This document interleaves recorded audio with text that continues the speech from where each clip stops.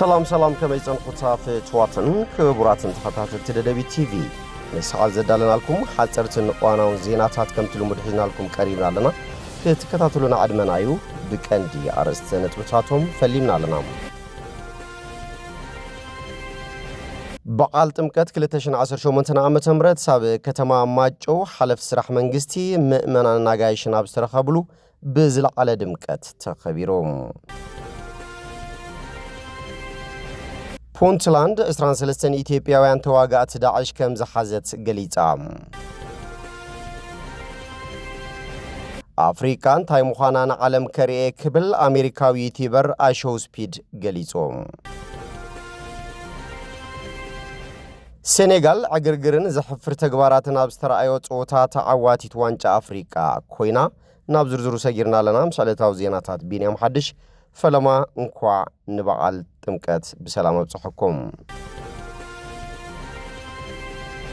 بعال تمكت كلتشن 18 عامة امرت اب كتما ماچو حلف سرح منغستي مؤمنان ناغاشن ابسترخبلو بزل على دمكت تخبيروم ابت بعال ملخت زم حلالفو امررها بعال تمكت حدنت ناستيمنا نابل معات انوفرلو كخوني غبا كبلو غليصام اما حدار زوبادو تግራይ አይተዝናቡ ገብረ መድህን بعال تمكت أبي يونسكو استمزجبه حلاقة من النتنان هايمانوتنان سلزخونم ببستوافرنا لعود المعات كرجاجت إن كن رواربن يجبايلهم بسنكوخيناتنا وشتنا بستفترة أجمن تقولينا نحلنام حجون حطوتات بعد كالسي كملسو زصور أكلات نابلبهم كملسو أوعي تقريبهم حالا في بيرو بالانترجمنت تجراي دكتور أصبح جبر جزائر بوغنم ህዝብ ትግራይ ሀፍታም ታሪኽን ባህልን ዝወነነ ክቡር ህዝቢ ዝበሉ ኮይኖም ዞባዶ ትግራይውን ጥንታውያን ገዳማትን ተፈጥራው ደኒ ቃላይን ካልኦት ሓዊሱ ዝሓቆፈ ሕጓ ቱሪዝም ትግራይ ክብሉ ገሊጾሞም ነታ ዘላትና ሓንታ ዓዲ ትግራይ ሓቢርና ክነድሕና ይግባእ ዝበሉ ዶክተር አጽብሃም እዚ ክብረ በዓል መርአያ ጽንዓትናን ፍልፍል ማሕበረሰባዊ ምትእሳርናን ይሞም አፈላለያትና ብእሂን ምሂን ክንፈትሑ ይግባእ ክብሉ ተዛሪቦም ንሕና ተጋሩ ካለ ዓዲ ይብልናን عدنا تجري أزبلو دكتور أصبحام ولقاو ربحنا قديفنا أو حدقة أتيزلو حبراو هلاونا كنوحس على النايلوم أما كرازلو تمزابلتنا نامربتهم تمليسهم أكال حوية تجري كخونو كنسر حقبا كبلوون تزاريبهم بورر تتحيزلو جزاءاتها حدنتنا محاسد ما كل تجري إجام كوات أكم زلو حبيرهم زدسسون زي دسسون هايمانوتاون بحلاون كبرا بعالاتنا زقبا تخرتيبنا بمسرح فلفل مسحب توريزم كخونوون كل تجري بزكالو عقمي كساتف كم زقبا قليتهم كنتيبا كتما ماچو ايتگيتاچو سجد بوغنوم سلام مسرت لمعاتيوم بزي سلام هايمانتاو كبرتاتنا كنخبر سلازي نخل سلام نحلينا تخبابيرنا كنحلفون بعالات نتنخبر دما بمتحقاز كخون كم زقباان قليتهم ፑንትላንድ እስራኤልን ኢትዮጵያውያን ተዋጋት ዳዕሽ ከም ዝሓዘት ገሊጻ ሓውስ ርእሰ ምሕዳር ዘለዋ ዞባ ሶማል ፑንትላንድ ካብቶም ኣብታ ዞባ ዝተሓዙ 53 ተዋጋት እስላማዊ መንግስቲ አይኤስ ዳርጋ ፍርቂ ኢትዮጵያውያን ምዃኖም ኣፍሊጣ ስርሕ ጸረ ሽበራ ፑንትላንድ ኢትዮጵያውያን ኢሉ ብሹምን ስእልን ዝጠቐሶም 26 ተዋጋቲ አይኤስ ኣብ ገጻት ማሕበራዊ መራኸብታት ተውፂሎም እቶም ተዋጋት ዳዕሽ ምዃኖም ዝተገለጸ ውልቀ ሰባት ኣብ ኣኽራናዊ ከባቢ ኣልሚስካት ድሕሪ ውግእ ከም ዝተተሓዙ ሓይልታት ጸጥታ ፑንትላንድ ብሰንበት 9 ጥሪ 2018 ዓመተ ምህረት ሓቢሮም ሓይልታት ፑንትላንድን አይኤስን ኣብ ኣልሚስካት ንኣስታት ሓደ ዓመት ክዋግኡ ከም ዝጸንሑን አይኤስ ድማ ኣብቲ ከባቢ ዓበይቲ ዕርድታት ሒዙ ከም ዘሎን ሓቢሮም ሓይልታት ፑንትላንድ እትስርሒት ኣካል ናይቲ ብሓገዝ ሕቡራት ኢማራት ዓረብን ኣሜሪካን ኣብ ልዕሊ ኣብቲ ዞባ ዝንቀሳቐስ ዳዕሽ ዝካየድ ዘሎ ሰፊሕ ወታደራዊ ስርሒት ምዃኑ ሓቢሮም ስርሒት ጸረ ሽበራ ተባዓት ሓይልታት ፑንትላንድ ብሓገዝ ሕቡራት ኢማራት ዓረብን ኣሜሪካን ኣብ ኣልመስካት ንዝርከብ ዳዕሽ ስዒሮምዎም እቲ ስርሒት ኣብ መወዳእታ በጽሒኡ ክብል ኣብ ኤክስ ኣብ ዘርግሑ ሓበሬታ ጠቒሶም እዚ ጽሑፍ ስእሊ ናይቶም 53 ተዋጋእቲ ዳዕሽ ተባሂሎም ዝተጠቐሱ ውልቀ ሰባትን ኣስማትን ዜግነትን ኣሰኒሎም እዞም ናይ ወጻኢ ተጋደልቲ ዜጋታት ኢትዮጵያ ስዑድ ዓረብ ቱርኪ ሞሮኮ ሶርያን ታንዛንያን ምዃኖም ምምሕዳር ፑንትላንድ ገሊጽሎም ብመሰረት ሓበሬታ ስርሒት ጸረ ሽበራ ፑንትላንድ ኣስታት ፍርቂ و26 ካብቶም ዝተማረኹ ኢትዮጵያውያን ኮይኖም ብኻልኣይ ደረጃ ዝተቐመጡ ድማ ዜጋታት የመንን ሞሮኮን እዮም ሸውዓተ ካብኣቶም ዜግነት ክልቲአን ሃገራት ዘለዎም ምዃኑ ተሓቢሩሎም 5 ታንዛናውያን 2 ቱርካውያንን 2 ስዑዳውያንን ሓደ ዜጋ ሶርያን ኣብ ትሕቲ ቀይዲ ከም ዝኣተው ድማ ፑንትላንድ ሓቢራ ተዋጋእቲ ዳዕሽ ኮይኖም ዝተረኸቡ ዜጋታት ወጻኢ ኣብ ቀይዲ ሞዓሎም ብዝምልከት ቢቢሲ ሶማል ዘዘራረቦ ሚኒስትር ዜና ፑንትላንድ መሐመድ አይዲ ድሪር ካበይ መጽኦም ዘየገድስ ካብ ርሑቕ ይኹን ቀረባ ኩሎም ሓደ ዓይነት ስነ ሓሳብ እዮም ዝኽተሉ ክብል ገሊጾም እዚ ስጉምቲ ሓይልታት ፑንትላንድ ነቲ ጉጅለ ኣብ ምብዳህን ዝተጎናጸፉ ዓወት ጉጅለ አይኤስ ከም ዝተሰዓረ ዘርኢ ኢሎም መንነትን ዜግነትን እቶም ዝተሓዙ ውልቀ ሰባት ብሰለስተ ምኽንያታት ወግዓዊ ከም ዝተገበረ እቲ ሚኒስተር ይገልጽ እቲ ዝተቐሶ ቀንዲ ምኽንያት ድማ ብህዝቢ ፑንትላንድን ሶማልያን ዝተረኸበ ዓወት ዝተቐትሉን ብሂወት ዝተማረኹን ጸላእቲ ንኽፈልጥ ኢሎም እቲ ካልኣይ ምኽንያት ድማ ምስተን እሱራት ዝመጹለን ሃገራት ዝተኣሳሰረ ምዃኑ ሓቢሮም እቶም ውልቀ ሰባት ዝመጹለን ሃገራት ዜጋታተን ኣብዚ ሽግር ይፈጥሩ ከም ዘለውን ገበን ክፍጽሙ መደብ ከም ዘለዎምን ክርዳኣ ኣገዳሲ ኢሎም እቲ ዝተፈጠረ ጂኦፖለቲካዊ ለውጢ ስዒቡ ኣብ ቀርኒ ኣፍሪካ ዘሎ ህሉ ኩነታት ዓለም ንኽፈልጥ ምግባር ዝብል ድማ ሳልሳይ ምኽንያት እዩ ካብተን እቶም ውልቀ ሰባት ዝተኣሰሩለን ሃገራት እተን ሰለስተ ጥራየን ምስ ሶማልያ ዶብ መሬት ወይ ባሕሪ ዝካፈላ ገሊኦም ኣብ ውግእ ዝተማረኹ ክኾኑ ከለዉ ገሊኦም ድማ ኢዶም ከም ዝሃቡ ይግለጽ ሚኒስትር ዜና ማሕሙድ ጉዳይቶም ዝተኣሰሩ ናይ ወጻኢ ተጋደልቲ ከምቲ ዝኾነ ገበነኛ ክረአ ምዃኑ ገሊጾም ማሕበረሰብ ዓለም ከም ኣሸበርቲ ብዝተፈለየ መገዲ ዝሕዞም ንሓባር ወታደር መን ነይሩ መን በደለኛ ነይሩ ብተግባሩ ይጠዓስዶ ኣብ ዕላምኡ ዝኣመነ መርሓኸ መን ነይሩ ዝብል ይረአይ ከከም ዝተሳተፍሉ ናይ ውግእ ኩነታት ድማ ግቡእ ስጉምቲ ክውሰድ ኢሎም እቲ ሚኒስትር ምስተን እቶም ውልቀ ሰባት ዝመጹለን ሃገራት ዝኾነ ርክብ ኣሎ ዲ ተባሂሉ ምስተሓተተም ረኺብናዮም ኢና ንሳቶም ድማ ረኺቦምና ኣለዉ ክብል መሊሶም ዲፕሎማሲ ናይ ገዛእ ርእሱ መስርሕ ኣለዎም ስለዚ ርክባት ይግበራሎ ተገይርዩ ምኽንያቱ እዞም ውልቀ ሰባት ኣብ ሃገሮም ገበን ፈጺሞም ጠፊኦም ክኾኑ ይኽእሉ እዮም ገለ ሃገራት ድማ ብዛዕባኦም ዘይፈልጣ ይኾና ኢሎም ገበነኛ ኣብቲ ገበን ዝፈጸመሉ ቦታ ከም ዝቕጻዕ ዝገለጸ እቲ ሚኒስተር ኣብ ጉዳይ ጸጥታ ግን ምስ ማሕበረሰብ ዓለም ሓበራዊ ምትሕብባር ከም ዘሎ ኣመልኪቱ ብጀካ እዚኦም ካልኦት ናይ ወጻኢ ኣባላት ዳዕሽ ኣብ ኣብያተ ማእሰርቲ ፑንትላንድ ከም ዘለዉ ወሲኹ ሓቢሮም ኣፍሪቃ እንታይ ምዃና ንዓለም ከርኤ ክብል ኣሜሪካዊ ዩቲዩበር ኣይሾው ስፒድ ገሊጾም ሓደ ካብቶም ኣብ ዓለምና ኣዝዮም ህቡባት ዝኾኑ ፈጠርቲ ትሕዝቶታት ማለት እውን ኮንተንት ክሪኤተርስ ኣብታ ብዘገርም ነገራት ዝመልአት ዝበለ ኣፍሪቃ ኣብ 20 ሃገራት ዑደት ኣብ ዝገብረሉ ዘሎ እዋን ቀልቢ መብዛሕትኦም መንእስያት ዝኾኑ ድነቕቱ ክስሕብ ቀኒሎም ኣብ ሩዋንዳን ኢትዮጵያን ዝርከቡ ቆልዑ ነቲ ኣብ ኢንተርኔት ዝፈልጥዎ ጅግኖኦም በኣካል ክሓቕፍዎ ከለዉ ብሓጎስን ፍናንን ነቢዖም እዚ ኣይሾው ስፒድ ወይ ብቐሊሉ ስፒድ ብዝብል ዝፍለጥ መንእሰይ ሕጂ ኣብ ዩቲዩብ ልዕሊ 48 ሚልዮን ሰብስክራይበራት ኣለዎም ካብ 3 ክሳብ 11 ሰዓታት ብዝጸንሕ ልዑል ሓይሊ ዘለዎ ዕግርግር ዝመልኦን ፍጹም ጽሑፍ ዘይተዳለወሉን ኣቀራርብኡ ይፍለጥ ኣፍሪቃውያን ኣሜሪካውያን እውን ነቲ ስፒድ ዳዝ ኣፍሪቃ ዝብል ዑደቱ ፍሉይ ፍቕርን ክብርን ይርእይዎ ኣለዉ ንሱ ገና ሕጂ 21 ዓመት ዝመልእ ዘሎም ኣብ ኤስዋቲኒ ሎጊ ጂማኮ ዝብል ቅጽል ስም ተዋሂብዎም ትርጉሙ ድማ እቲ ጉያይ ማለት እዮም ካልኦት ኣብ ማሕበራዊ መራኸብታት ድማ ስፒዳኒ ኢሎም ሰይሞም ኣለዉ ትክክለኛ ስሙ ዳረን ዋትኪንስ ጁኒየር ዝኾነ ስፒድ ሰባት ኣብ አንጎላ እታ ናይ መጀመርታ ዝበጽሓላ ሃገር ዘርኣይ ወቀባብላ ካብ ዝገመቱ ንላዕሊ ኮይንዎም ሓደ ደጋፊ ኣብ ገማግም ባሕሪ ማይ ማምስ ኪንዳ ሆምለስ ኣደይ ዳርጋ ግዳም ሓደርያ ዝብል ስፒድ ሰርሖ ሚም ዳግማይ ሰርሑ ጸኒሕዎም ሓወይ ኣይሕሱን እዮም ኣብ ኣፍሪቃ ዘሎ ፍቕሪ ኣዝየፈትየ እዮም ኣብዚ ዘሎ ነገር ፍሉይ ክብል ነቶም ብቐጥታ ኣብ ዩቲዩብ ዝከታተልዎ ዝነበሩ ሰባት ተዛሪቦም ኣብ ውሽጢ 28 መዓልትታት ምስ ጉጅልኡ ክኢላታት ካሜራ ጸጥታን ሎጂስቲክስን ዘለዎ ኣብ ናይጄርያ ኣይቮሪ ኮስት ላይበርያ ጋናን ሓዊሱ ኣብ 20 ሃገራት ኣፍሪቃ ክበጽሕ መደብ ኣለዎም ንሱ ነቲ ተፈጥሮኣዊ ጸጋታት ክርኢ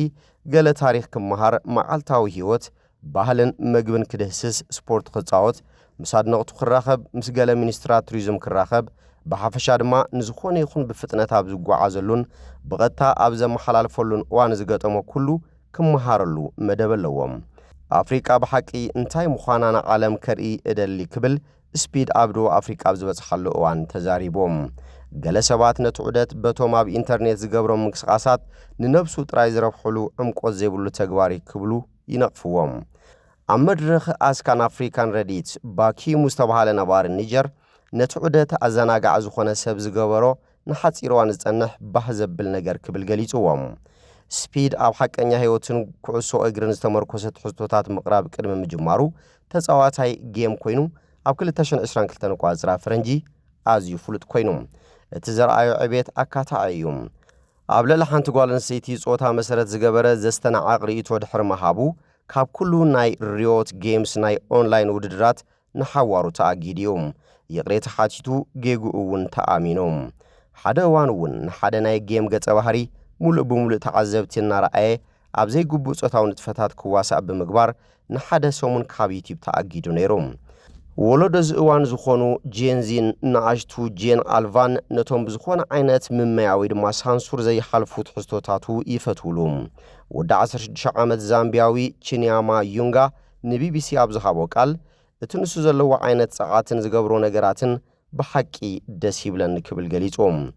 ኣብ ዛምቢያ ስፒድ ኣብ ወሰን ሞሲኦ ኣቱንያ ወይ ቪክቶሪያ ፎልስ ኣብ ዝርከብ ዴቪልስ ፑል ኮይኑ ምስ ዛምቢያዊ ፈላሚ ሂፕሆፕ ስላፒዲ ራብ ክገብር ተራእዩ ኣብ ርእሰ ከተማ ሉሳካ ድማ ጸጉሩ ተቐምቂሙ እዘን ማሕበራዊ መራኸብታት ምስ ተዘርግሐ ድማ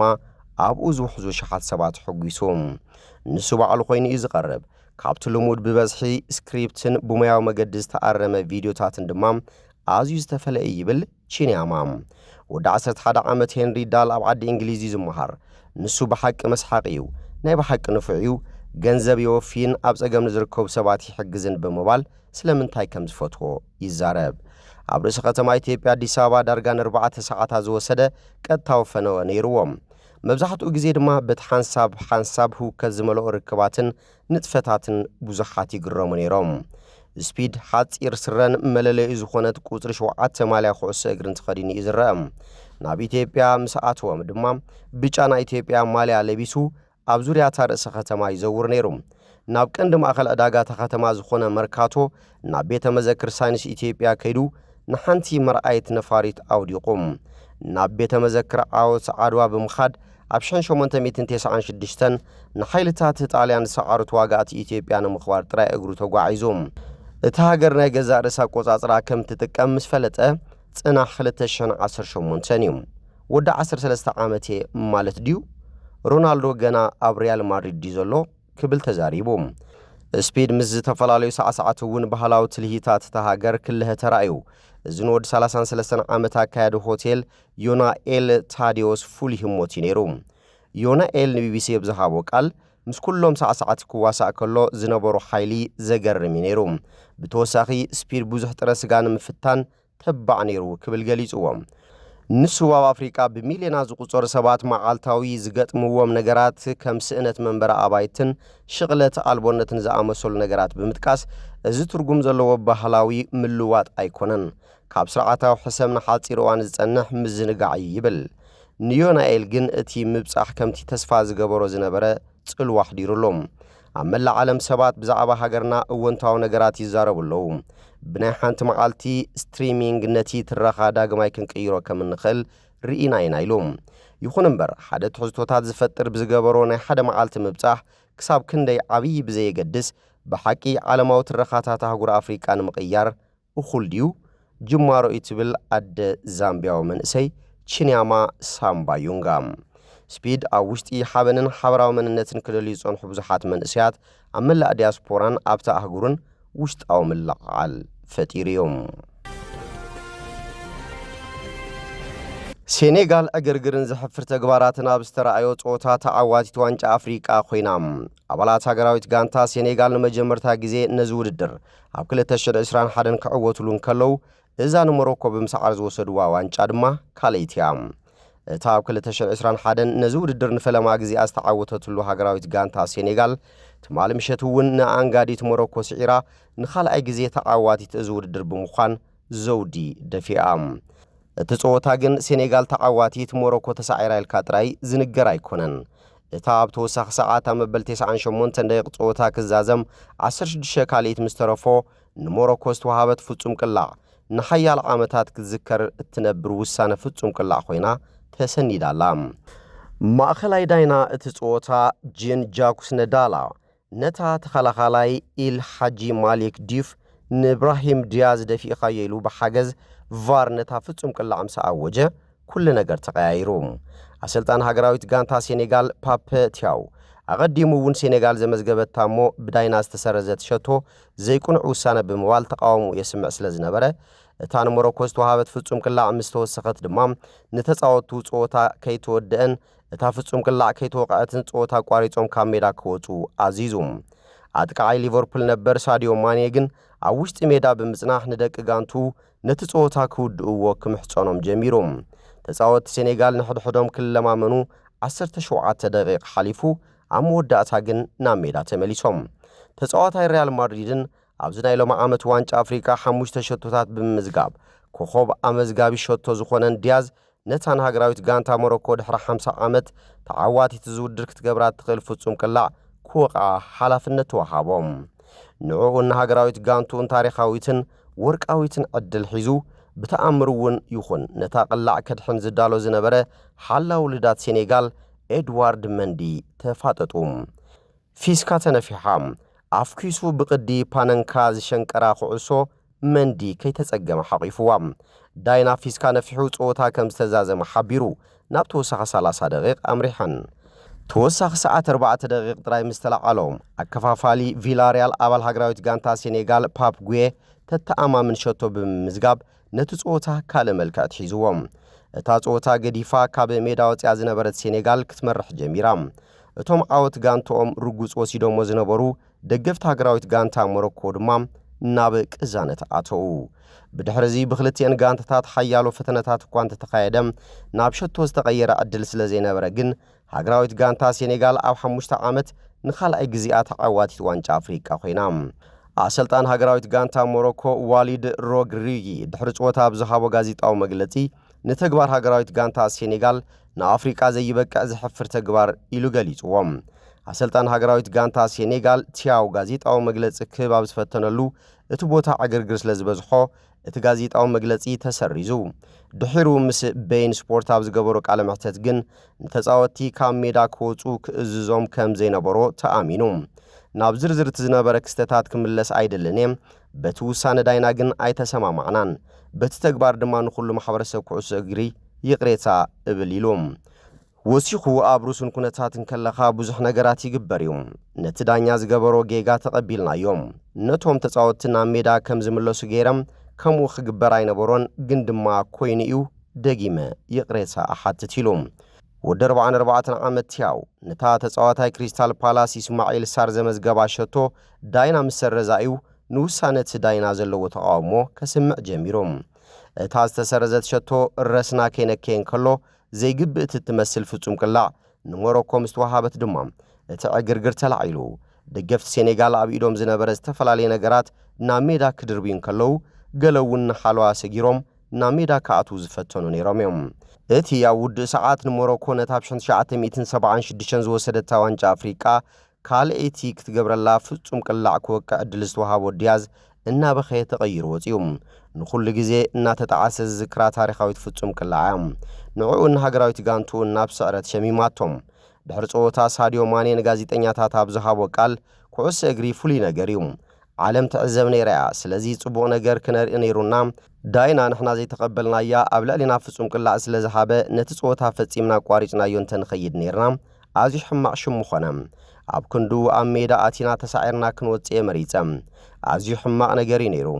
ብሰንኪ ከምዚ ጾታ ን10 ደቂቕ ክቋረጽ ኣይነበሮን ግን እንታይ ክንገብር ንኽእል